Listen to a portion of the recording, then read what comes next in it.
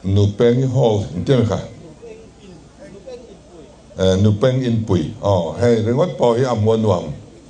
anuap khop mai he chuanga chen te po tha tam tak in seng o me hey now Mariam la kut hi December tun ma ka chuan in mang thin nin ka fia hun lai hian Christmas le kum thar program te alo om ta chuwang chuan January tha te man alo ni chhota thadet bial thadet bi chu chuan January tha chawmalama man hi fu jok ma mai thei ani pang Zirlai Pawl hi pang nam zinga chuan Pawl chakber le pang nam min khuwa khom tu ber ani tun ma po khan MLA kani lai khan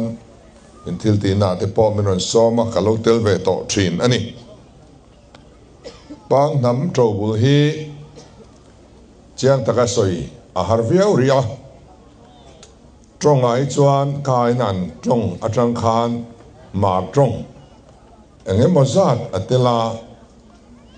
mizo trong kan ti po enge mozat atela lai trong te po tun ma chuan in min tha tu te chu tha tu thu mun an ni ti chuan kaloin unaw lo piang thanga mun thanga kan kal zela kan trong te lo frang ta fet mai ni te hian alanga tuna kami inon so zo to lo nam peng thang akhan hual ngo nam kaum le ngala ke hi hual ngo nam kania so wang chuan in kan in lat lo le ni engpon in sengin zo fa te zinga kan mi zo nam peng thang zinga nam peng poimo tak le lian tak inni ti kha achiang em hei kan sarkar hianin mizo nam trim hi khoya tanga lo chuak nge kan ni ti kan nam trobul chui chua tul kan ti kan party ina kan election manifesto zinga kan da khania tuna hian mi thiam frang te lakhomin nam trobul chui chuak tu committee kan din to ni poisa po eng mozat kan da to ti chuan khovel mun frang atul dan angin an kalanga museum ten tlonga chunga tang chuanin document poimo la khom te angayanga an pei huna report sarkar an thelu tanga sarkarin pomtla ka ngai ni chuan tu tenge kan thla tu te hilo ni khoya tanga lo ka nge kan ni ti kha official la pom tla awm thei chuan kan la pom don ani kan thon thu te hi ainang deu puta tlan ro pa khuang choi te po hi pang nam hi chuanin Bangladesh lampanga thil thleng angin in soi thin ni in ka ria engpon ni se pang nam hi zo na thak zinga thlang tlama sa te zinga mi kha india wangin in chan chin hi chiang le zwala chui thei ni se tu lein ka ria pang trobul pang history country chian chuan mizo nam trobul chui tu committee tan te po apoimo lein ka ring ani ten mizo trong lusei trong tuna mizo trong kan han ti tak deuh berahi kan sikul lama kan Zirlai bua tepo trong upa kan tiang hi pang trong a chuan trong upa ani mi alo mai ni trong tual leng ani antinan mizo tronga phei ti chu trong upa ni ke ti na nia pang chuan kein lo ti maya trong upa ni chong hau lo ni tin lampui kan ti chuan mizo tong chuan in tong upa ania amar chu pang tong chuan in kong ti na kha ni maya tong upa ani fran pa lova chura te po sura in lo ti ve maya na haya te po na haya kan ti ve ve a nakina chuan kan tong common language ala piang don ni in ti lui chen ni lova tong hi ei mi then khatin thu soi na sap tong man te hi an soi se la ka soi se lu tuk lova kai chuan mina angai thatu ten an fiat thiam lo don chuan in man lo mai turania amaro su kan tong anga man thei kan tong ti hau sangna na man hi tha anal over te kan hantia sap tong kan mangania man mai tur over ti kha mizo tong ani to mai ti khan kan tong ati hau sa ni mai tu tiang chuan in tong hi zo na thak pen frang te tong hi di hian kan thiam to nanga ti chuan in kan in po tual anga tu na chuan khovel pum pui po hi global village pakhata cheng ang lek kan ni to trong reng hi khovela hian nam te nau te trong chu aral zel ani nam lian nam ro pui te trong a survive zela khovela hin trong atlem tial ani nakina chuan in he media lo chak tuala khovela hian nam te nau trong hi chu laral don ani ti chuan khovela hin trong tlem te chaw la om don ani an ti ni chu khovel thil thlen thin dan ve hrim hian ni a chu wang chuan kan trong te hi in hum hal sak to ni la ti khan mizo trong kan tia khan kan senglut vek menga trong a house don ani tiang chuan in ama lo piang tur a on course or lamai tur ani ti hi kan soi do a tinai chapchar kut kan bang le trep to a chapchar kut a hian sarkar na thok ni lo mi ming tha eng konga po kan nam te ming moi tu te kan choi moi zia don ni chief minister award gumin na trangin kan pe to dona chunga te chuanin pe tlak deuh te lo fia ni chuanin ron soi fe lo ulang kadua tin zona thak nam peng culture chi frang zai lam ti te chapchar ko ta kan ti duwa ni china wapol mathalam te pokha chapchar ko dai non so to nin ka fia thako te kha ron ti le tawla thom mango ka tia thako te chu zona thak kian kan ching vek kan nei vek ani tun ma chuan thla an ko thin ani pa huai sen deuh lo chuan an ko hok thei lo ani tiang chuan ya chapchar ku ta kan pi po hun laia an lo thil chin thin thang tharing kan fian mang to lo kha fiat ol zong deuh khan ron chang thei ulangin a thapian om mang o ti te kalo ngai to ni in lam lai khanin tin hei KMM TPP or TTP kong pui hi nakuma an zo to don ani ti chuan hemi a samring rek a chicken neck anti kal thlang lo hian Kolkata trangtein longin toy ten rong kal thei dona kem tam takin anai sot don ani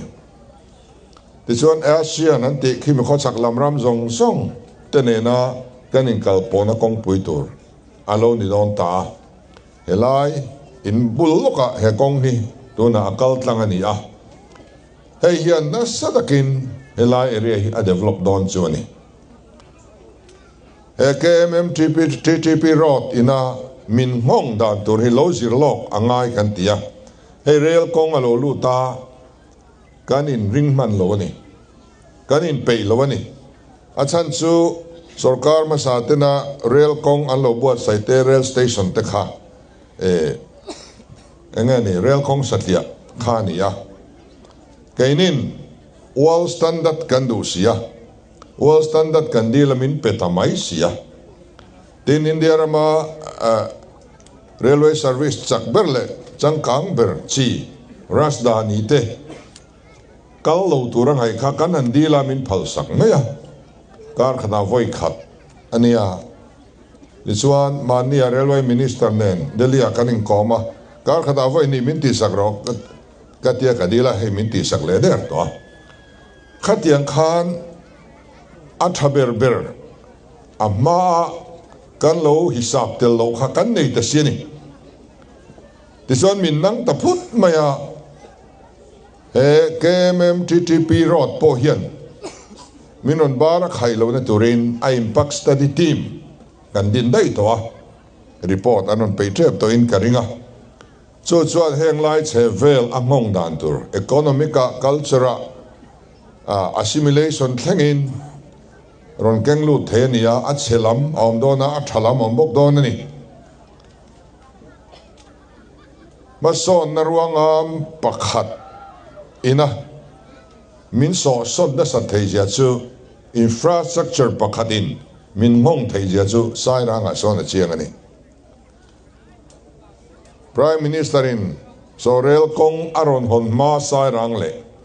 Thare lo te la nia hei a hon nu sai rang chui nang mia to lo sum don na mun puya chang der to ni economic activity sang lu tuk to ni to na sani chu tiang chuan helai bial pum pui hi Aron khoi dang lam don chuwa wa thuam pui po hian he kong pui lok ni lo tel ve ngei dan in lo ngai to nga tu na tangin in lo in buat sai angai don ani hey India marchak state Sikkim telin state pariat ahian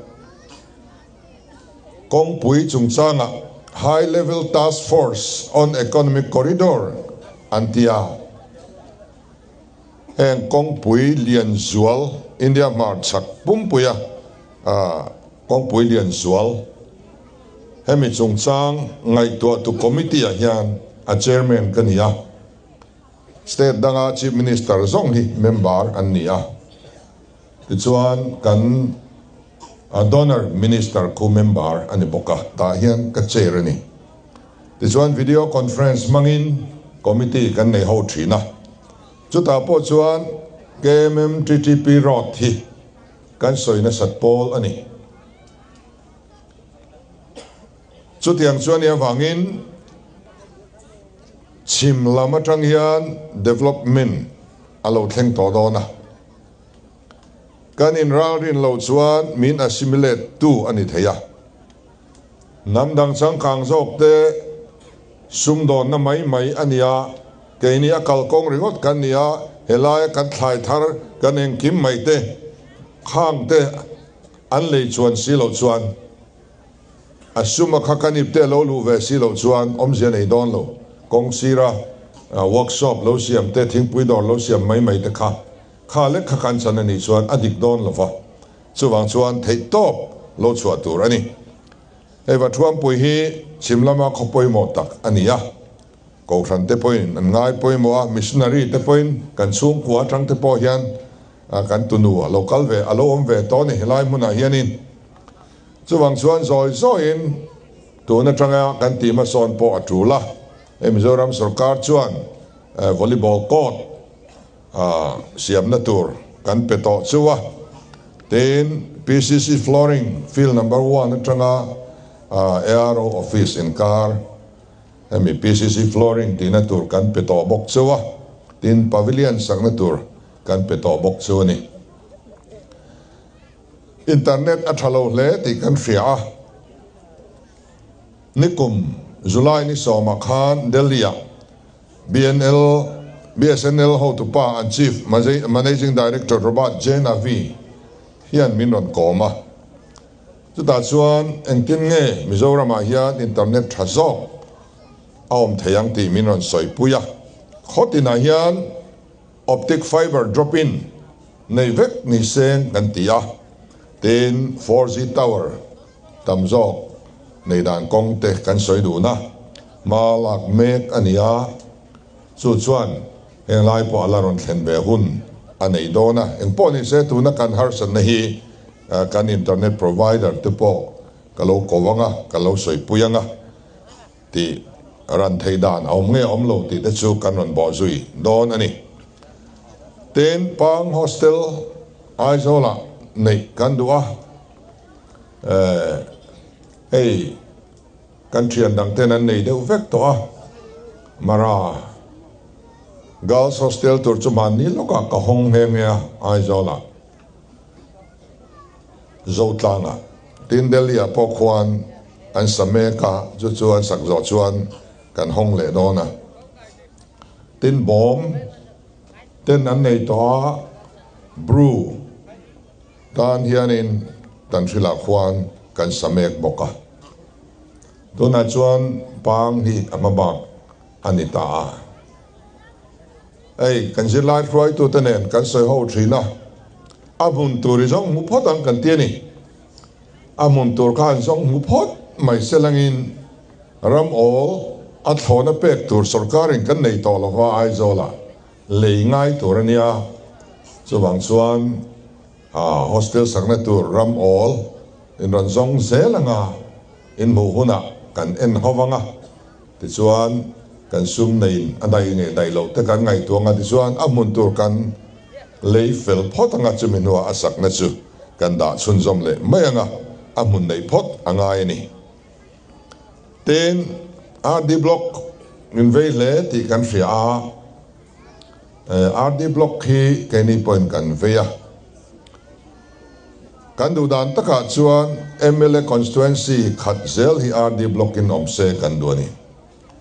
sarkar ma sa ten district thar ten honga atha keni chuan district ai chuan mi poiten RD block kan mo zok ti hi kan mu dan ania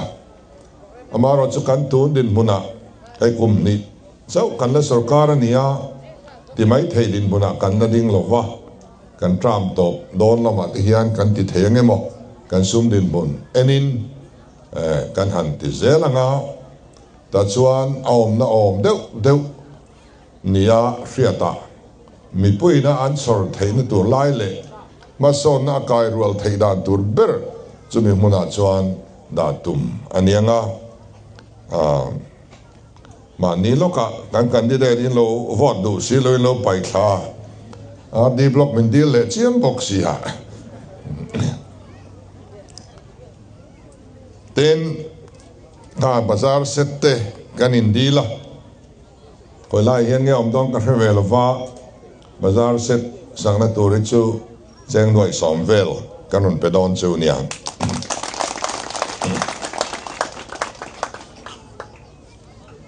kan sarkar ina kan ngai poimo ber chu kut na thok tu te an ni chumi dom kan nan chuan bana kai han holding policy kan ne ya in theu ani ni kumatangin ayeng harcha bu hu mun phia so thing kan leya kumina po kan le dona mun phia hi ni kuma khan grade A grade B in kan thena farmer 10 grade grading kha har sa an tiani kumina chuan grade om to lawang kan kek topanga de chuan in somriata khaltur ania India rama mun phia company lian berin kum somriat au pan ni to Mizoram mun phia hi andu em ani tuna kongsira kan ke bang omte an ui ngoi ni kumilai chuan ake na khol nen kanon kalang an tiani hetiang pathian siam mun phia ina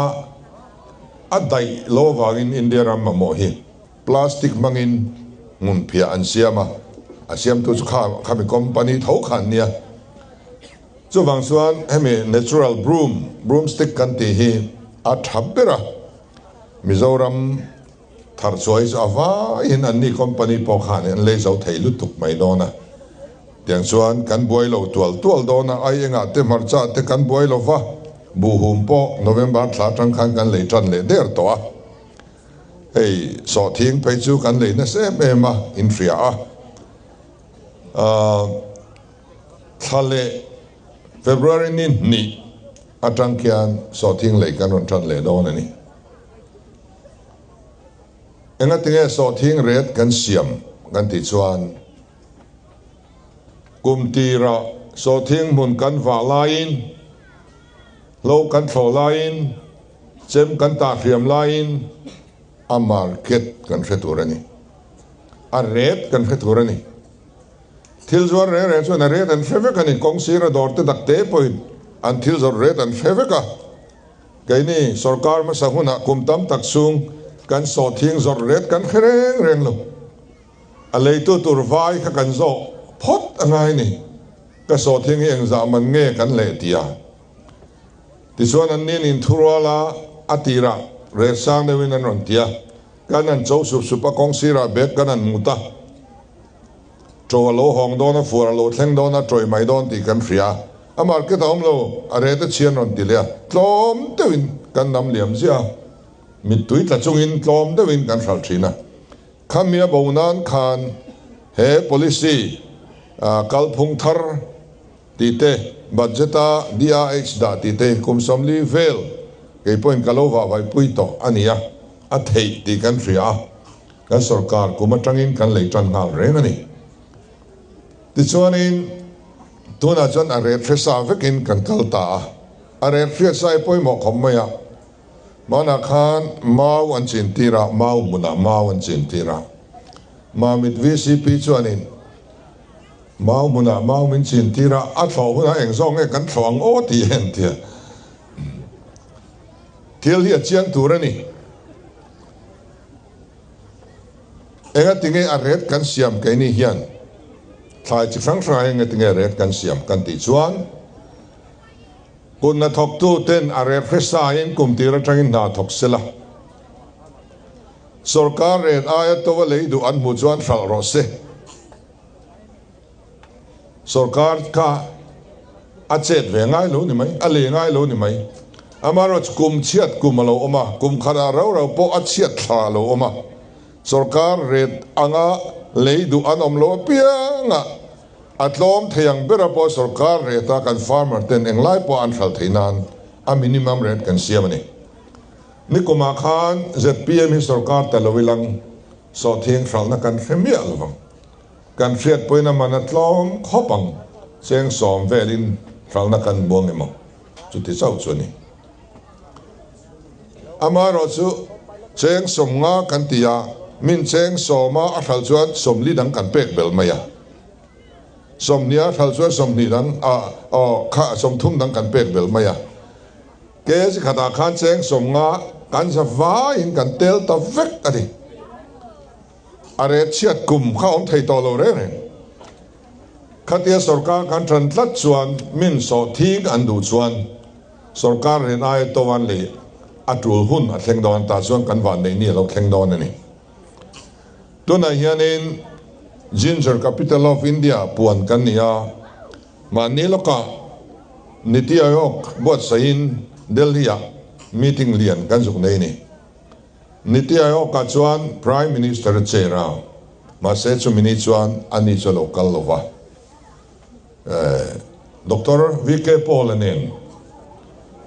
kan kai fuaya minute alo chua chuan ka chairman na noi ang vek khan minute choron chuak ta nge nge a chuta chuan India rama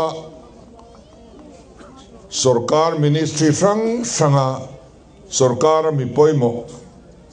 alok te an local khoma India rama company lian an local khoma Mizoram so thing marcha tivel munphia tivel ringot nilenga min soi pui turin chuti zo zai chu Delhi min ko khom sakani ta chuan niti ayok io local Dr. VK Pawl chuan Mizoram kha ginger capital of India apuang taringot mai le ngala chuan Mizoram din mun kha ada sang ta dora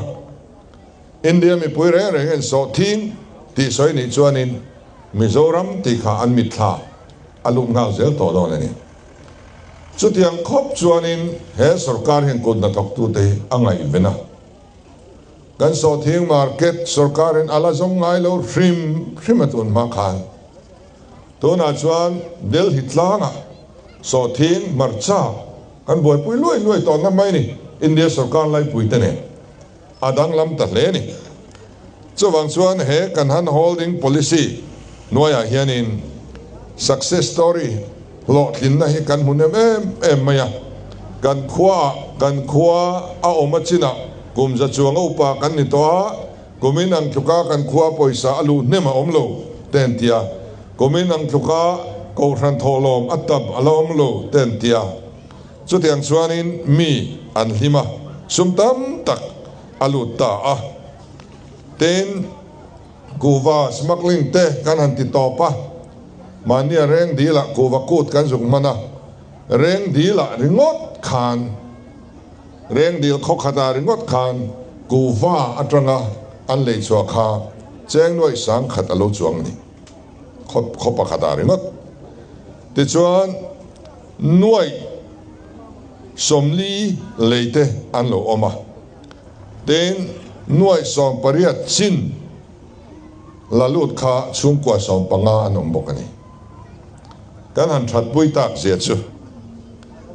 class 1 officer inakum khata alak lu ang aya tam te kha so thing season chung hianin farmer ten chem kom le tu thonen an hai chok thei tlat to nei to na chuan alom em maya chuanin kar le thole akhianin sai ranga ginger processing plant keiman ka juk hong do na chuan khuang lenga khian so thing song bol na mun pui tuna khian kan hung me ka an la zo lo deuh hleka ten bu chang phaya tun thani som thum hian kuwa song bol na processing plant ka juk hong le don boka ten tuna hian so thing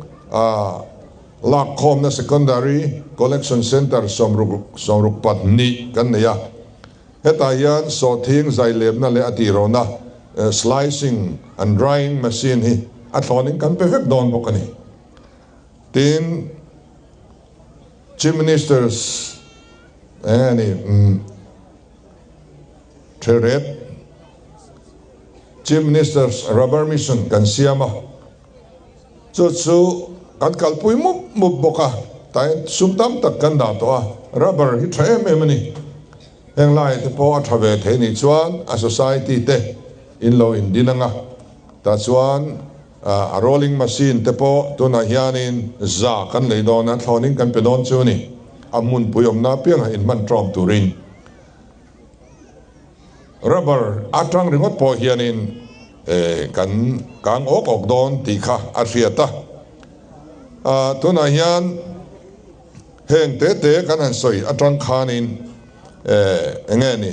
sem policy hun khalo bota ni a thlona thil don tumna kan chung ril nun kan tharau nun thenga ti piang sual tu kha tuna chuan om to lova a thlona sem ani lai ka chuan a thlonin kum som chungin sing ni ten donga sing ni sanga te an donga mangal pop mai ni zu in nan ten mang mai ni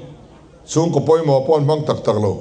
a thona thil dem the don all sam le to thil don reng hi chu man ral pol samani to na chuan kan thorim ra kan an seng ta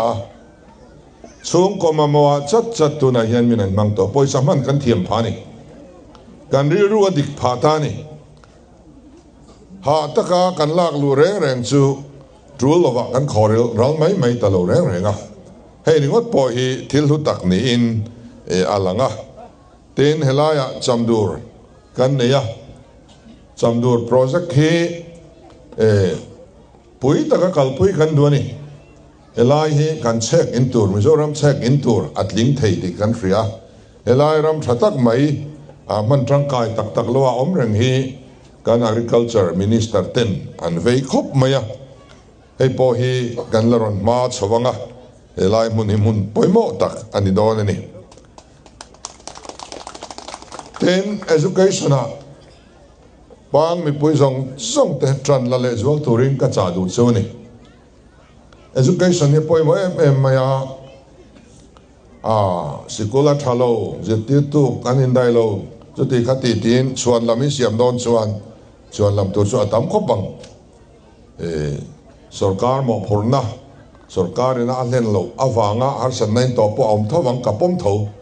ama ro chu tun ma zong khan sikul thak kan nei ngai lo gei po private sikul a lir kazirani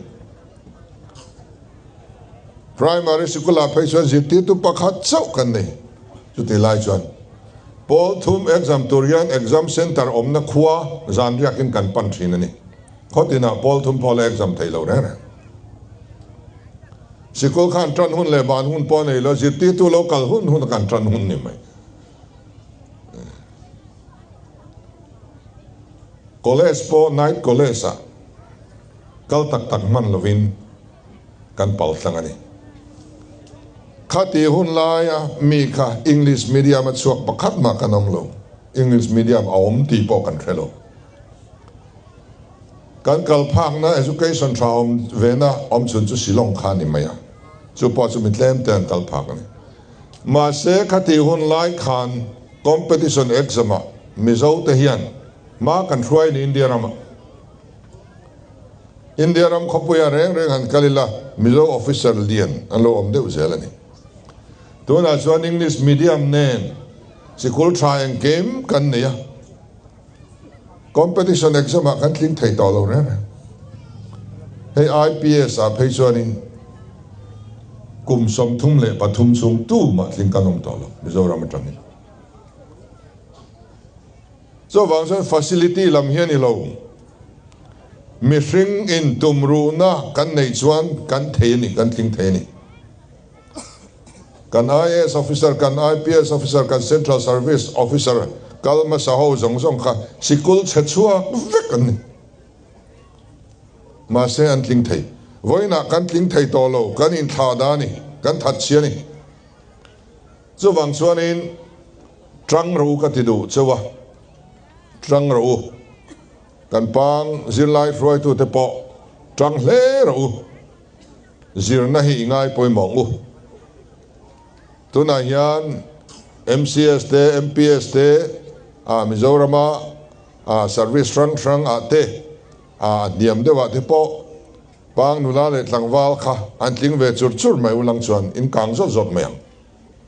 so me kong a chuan thei top in chua ka du a kan fui du chawani ole ti chuan a top bera chuan hei voina ngai poimo chawin kan local wanga lim takin he ko ti kan mang hova alom om katia har sanna khotlang angai nei te mimal angai nei te Paul angai nei te po in tlarung mi alovin heng kan Zirlai fruai tu te kaltlang te kan party fruai tu te kaltlang tein ron thenzel ulangin sarkar hi ron tanei ulangin ron tlang nel ulak kadua kan ti thei atam lo mai thei ma se in har san riat kan duani in mamo riat kan duani chu tiang kong ha chuan thei top kan lo chua puizel ang chunga he ko the lim taka mang turin du sakna kalan chuwa kan riame sa khong ni lo ding lok la le ku present tu pania azia to pa pusi la zoma so sela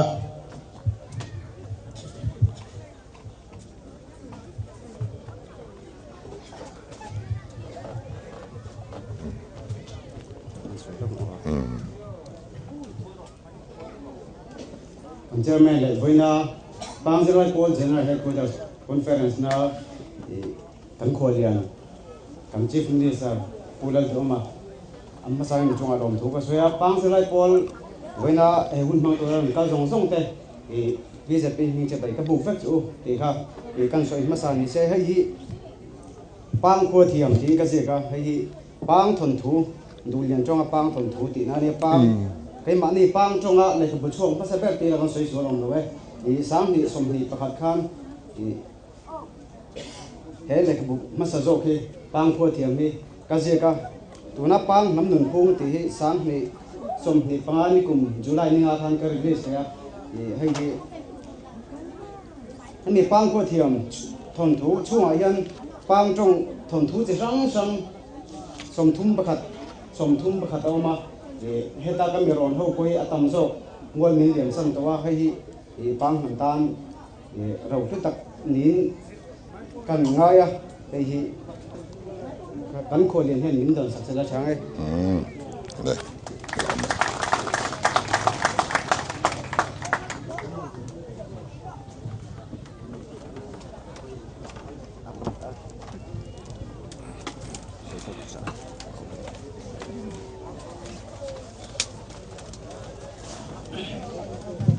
Trần cua pa giống tak Lalduhawma Chief Minister Mizoram thu cho tak tak te ning sila KMTTP te samdu project te lo thong pui le sevel kai loi kan ta na changkai tu kapu mai ba ka